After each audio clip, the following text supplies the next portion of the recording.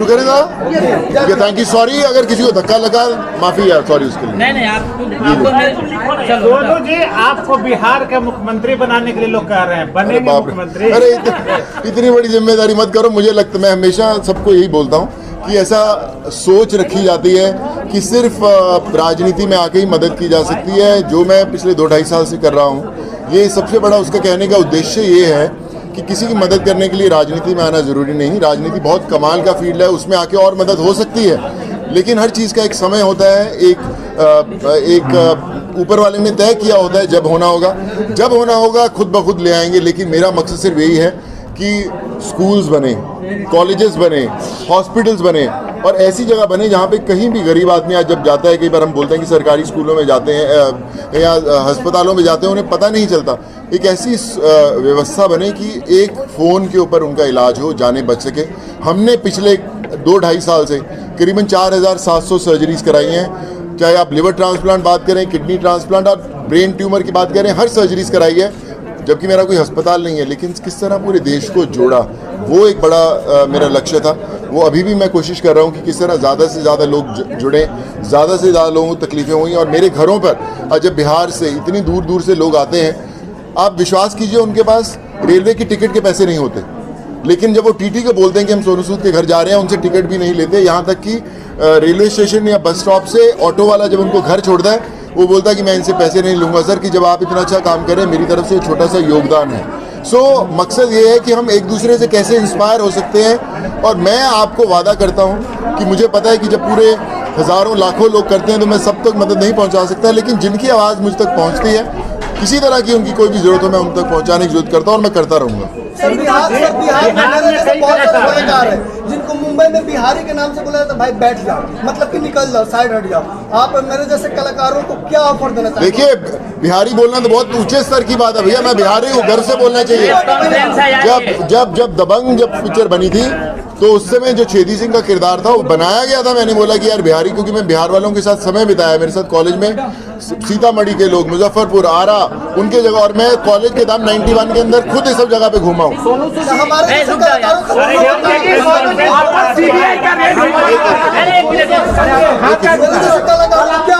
मैं यही कहना चाहूंगा कि भाई, टैलेंट को यही कहना चाहूंगा कि टैलेंट एक ऐसा पानी का बहाव होता है जिसको कोई रोक नहीं सकता। सोनू सूद जी, आप एक बात बताइए, सोनू सूद जी, बिहार आने का पूरा आपका मकसद क्या है? इस स्कूल में आने का क्या मकसद है? आप क्या मकसद लेके आए, पहले वो बता दीजिए, उसके बाद लोग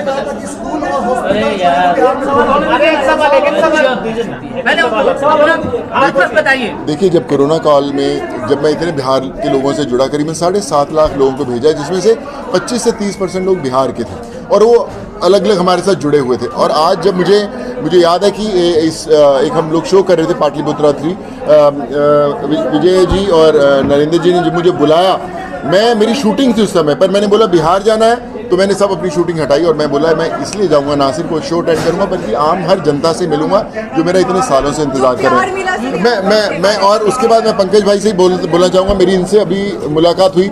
लेकिन जब हम बच्चों को पढ़ाने की बात कर रहे थे, आपने देखा होगा बहुत सारे बच्चे, सरफराज था और भी बहुत सारे बच्चे जिनको स्कूल नहीं मिल रहा था, अच्छे हॉस्टल नहीं मिल रहे थे, तो हम लोग ढूंढ रहे थे कि अच्छे स्कूल कौन से हों। पंकज भाई से हमारी भेंट हुई और उसके बाद हमारे शिवा है हमारी फाउंडेशन के साथ जुड़े हुए, उन्होंने बताया कि बहुत कमाल के इंसान हैं, बहुत कमाल के स्कूल हैं। हमने बोला हम सबको उनको जोड़ना है और आज हम कई बच्चों को यहाँ पे पढ़ा रहे हैं। आज जब यहाँ पे ज्ञानशैली स्कूल में हमारे बहुत सारे बच्चे पढ़ रहे हैं जिनको हम लोग सपोर्ट कर रहे हैं, तो मैं ज़रूर आकर यहाँ देखना चाहता था कि जहाँ पर वो बच्चे पढ़ रहे हैं, जहाँ पर उनका भविष्य बनेगा, वो कैसी जगह है, कैसे टीचर्स हैं, कैसे लोग हैं, कैसा इंफ्रास्ट्रक्चर। और मुझे इतनी खुशी हो रही देखकर कि आज हम लोग बोलते हैं बिहार पिछड़ गया, कुछ नहीं है, सिर्फ एक सोच चाहिए, एक इंसान चाहिए जो आगे बढ़े। और उस इंसान के लिए मैं रुका हूँ। मैं आज सबसे बोलता हूँ, आज मीडिया में आप हमारे भाई लोग हैं इतने, सब मेरा संदेश ज़रूर दीजिएगा कि किसी तरह का स्किल डेवलपमेंट जिसको बोलते हैं कि किस तरह आत्मनिर्भर बनाया जाए, लेडीज़ को कुछ है, सेंटर खोलना चाहिए। आप मुझे एक आवाज़ दीजिए, मैं कल से काम शुरू करवा दूंगा। स्कूल अगर आप बच्चों को पढ़ाना चाहते हैं, कोई ऐसे पिछड़े इलाके जहाँ पर हो और टीचर्स वहाँ पे करना चाहते हैं स्कूल, मैं उनके लिए खड़ा होऊंगा। मेडिकल फैसिलिटीज़ मैं करूँगा। तो मेरा मकसद आज सब लोगों को आपके थ्रू ये कहने का है कि आप ये कभी मत सोचिए कि बिहार पिछड़ा हुआ है या उनको मदद नहीं होती या राजनीति से कब मदद होगी या कौन नेता कौन करेगा, कौन अभिनेता करेगा, कोई फर्क नहीं पड़ता। हम आम इंसान हैं, हम आम इंसान बन के बिहार को बनाएंगे जो हम बनाना चाहते हैं। बिहार के मुख्यमंत्री बना दिया जाए तो आपका पहला उद्देश्य क्या होगा सर? बना के छोड़ोगे आप तो यार मेरे को। बिहार से बहुत सारे कलाकार हैं जी। बिहार में बहुत सारे कलाकार, लेकिन आपसे क्यों ज्यादा अटैचमेंट बिहार के लोगों की? क्योंकि मेरी अटैचमेंट बिहार वालों से बहुत ज़्यादा भाई। मेरा जो रिश्ता है बिहार से आज का नहीं है, इंजीनियरिंग कॉलेज के दौरान का। मेरे रूम पार्टनर सब बिहार के थे, मैं हूँ पंजाब से, लेकिन जब बिहार और पंजाब का झगड़ा होता था मैं बिहार वालों के साथ खड़ा रहता था। तो मेरे को पंजाब वाले बोलते अरे यार तू पंजाबी है, उधर कैसे खड़ा हुआ है? मैं बोला मेरे भाई बंधु हैं यार, ये मेरे भाई हैं बिहार। तो कुछ ना कुछ रिश्ता तो मेरा बिहार का बहुत सालों से है, जो आज मैं वापस हुआ लॉकडाउन में मैक्सिमम बिहार के लोगों से मिल पाया। आज मैं बिहार में स्कूल में बैठा हूँ, तो एक रिश्ता ज़रूर है। हो सकता है 4-5 साल पर जब आप देखेंगे तो इसके पीछे भी कोई लगेगा कि कोई तो ऊपर वाले ने सोचा होगा, जहाँ पे आज मैं आपके सामने बैठा हूँ। बिहार आए तो लालू यादव और नीतीश जी से मिलेंगे क्या? राजनीति में आप लोगों जैसा राजनीति में आज बिहार की राजनीति में आप जैसे लोगों की सख्त जरूरत है।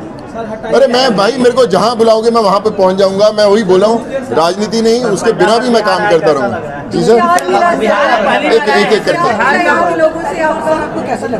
मैं दूसरी बार आया हूँ। पहले आया था, मैं सीतामढ़ी आया था, सीतामढ़ी से रक्सौल और वहाँ से बीरगंज मैं पूरा घुमाया हुआ है। मैं जैसे बोला आरा, मुजफ्फरपुर, पटना, बोरिंग रोड सब देखे हुए मेरे।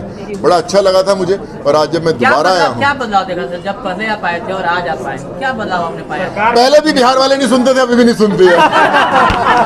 और प्यार जो बिहार वाले करते हैं वो कोई नहीं करता, ये भी बात सुने।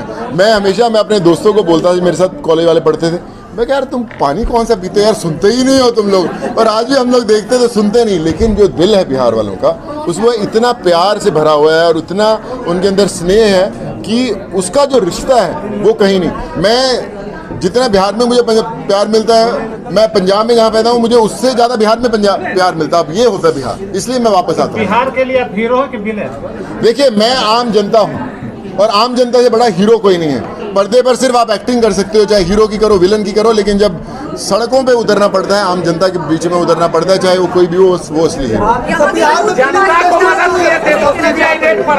यहाँ के यूथ के बारे में आप क्या संदेश देना चाहेंगे, जो बहुत कुछ आज इनोवेटिव कर रहे हैं, स्टार्टअप ले रहे हैं, उनके बारे में क्या बोलेंगे? मैं खुद स्टार्टअप्स जो कर रहे हैं लोग, मैं खुद ऑलमोस्ट 5 कंपनियों को सपोर्ट कर रहा हूँ। हमने 3 कंपनियां बहुत बड़ी बना दी हैं। मैं खुद 2 बिहार के बहुत बड़े स्टार्टअप्स हैं जिनके लिए मैं उनसे ऑलरेडी कर रहा हूँ। आज भी मेरी उनसे मुलाकात हुई। सो मैं कहना सभी से चाहता हूँ कि बिहार में अगर आप देखिए कितने IAS और IPS अफसर सबसे ज़्यादा बिहार से आते हैं। क्यों आते हैं? क्योंकि दिमाग बिहार वालों का इतना है। अगर उनको हम लोग वो सुविधा दे दें, अगर वो उनको प्लेटफॉर्म दे दें, तो आप सोचिए कि बिहार मतलब देश चला सकता है, इतना उनके अंदर समझ है। पर उसी की कोशिश है कि हम लोग बिहार को वो दें जो बिहार को सालों से मिलना बड़ा ज़रूरी है, जो बिहार डिज़र्व करता है। उसके लिए मैं आगे खड़ा हूँ और मेरी बहुत सारी चीज़ें हैं जो मैंने माइंड में रखी हुई हैं। बस आप ये दुआ मानते रहिएगा कि वो सब हो, और फिर आप देखिएगा जब अगली बार मैं बोलूँगा कि आप बोलेंगे कि सोनू सूद आप सही में बिहार के अंदर वो बदलाव लेके आए।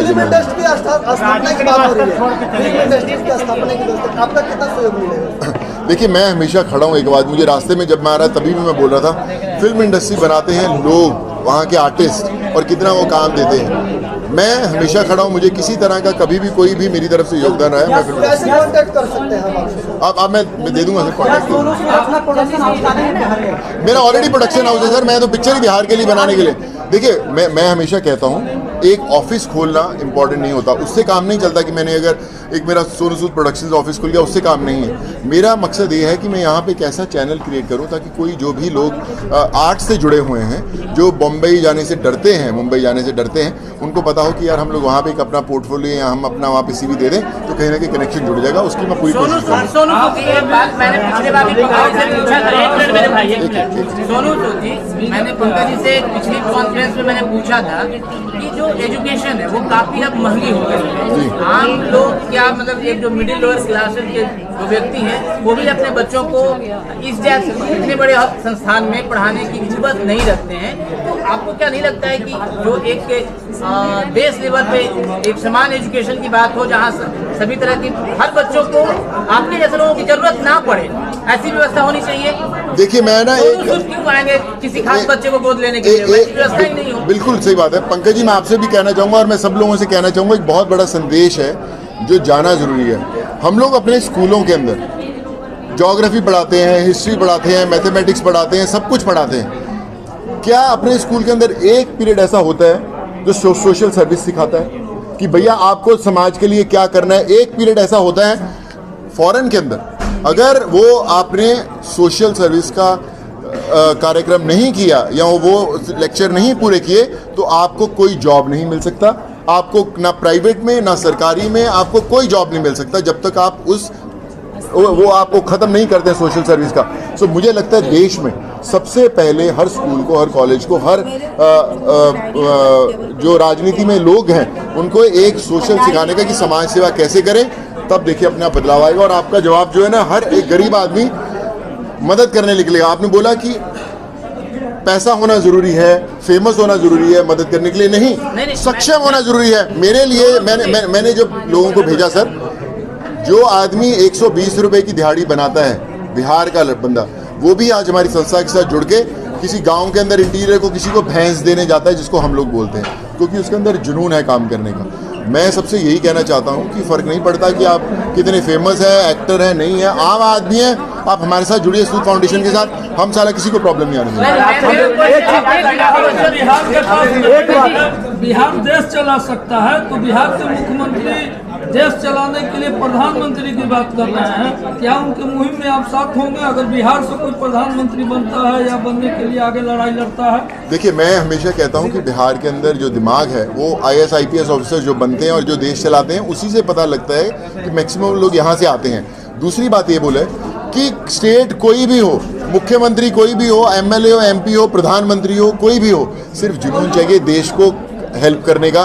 कोई फर्क नहीं पड़ता आप किसी के साथ भी खड़ी है। बिहार देता है सर, तो यहाँ के मुखिया भी देश चलाते हैं। बिहार की कई योजनाओं को केंद्र ने लागू किया है वर्तमान अभी जो केंद्र सरकार है, तो बिहार के मुख्यमंत्री ने बीड़ा उठाया है कि बिहार का भी प्रधानमंत्री देश में बने, वहाँ सत्तासीन हो। तो वो एक मुहिम पूरे विपक्ष को एकजुट होकर पूरे देखिए, मुझे लगता है कि जब अभी देश के जो प्रधानमंत्री बनते हैं, देखिए मैं तो हमेशा खड़ा ही हूँ, पर मैं कहता हूँ कि जब देश के प्रधानमंत्री बनते हैं, जो भी बनते, पूरा देश बनाता है उनको, है ना। ये सिर्फ एक स्टेट का मुद्दा नहीं है, पूरे देश का मुद्दा है। हमें सिर्फ देश बदलना है, फर्क नहीं पड़ता कि कौन सी स्टेट से हो, एज लॉन्ग एज कोशिश हो।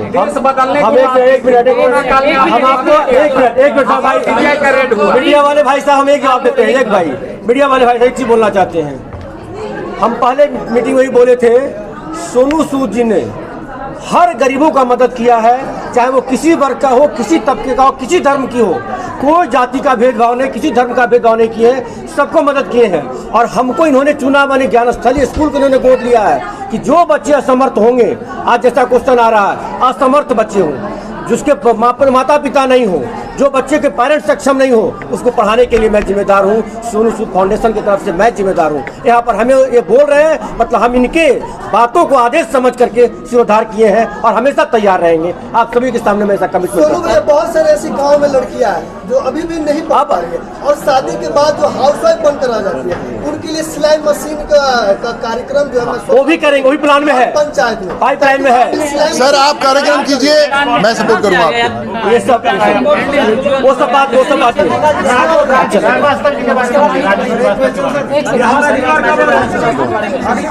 आप जो जब बुलाओगे भाई आ जाऊंगा। सम्मानित नहीं कर सके थे, यही पे सम्मानित कर रहे हैं।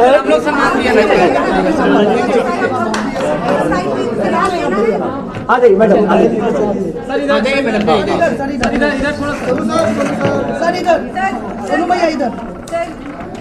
आइए मैडम, आप आइए मैडम। दोनों भैया सामने। अरे सर का कहाँ है? सर वाला कोई नहीं। अरे कोई दूसरा है। अरे एक ही बात, कोई फर्क नहीं कोई।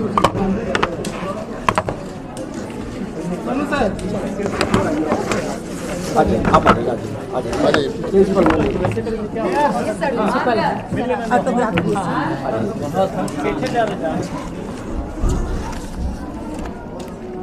भाई आप सबों के लिए है, ये सबके हैं, बस खाली इनको आप जिस तरह प्यार दे रहे हैं वही प्यार देते रहिए सम्मान के साथ। एक पूरे ज्ञानस्थली परिवार की तरफ से ये एक फोटोग्राफी का ज्ञानस्थली परिवार का पूरा का हो जाए।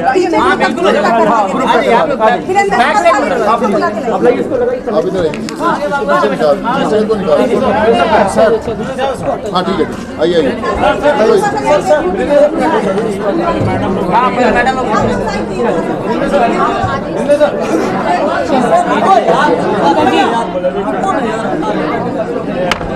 बेटा, उधर से ले सर।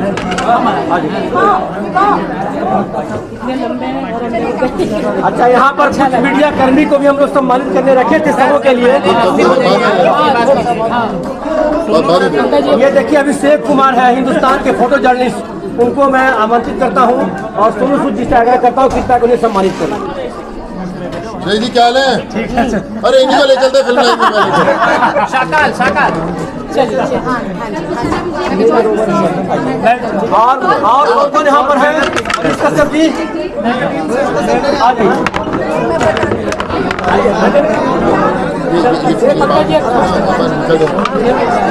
मेरी आपसे ना, आप मीडिया वाले यही रुकिएगा, बाहर जाएंगे आपको धक्का पड़ेगा, मैं निकल जाऊंगा फिर आप आराम से।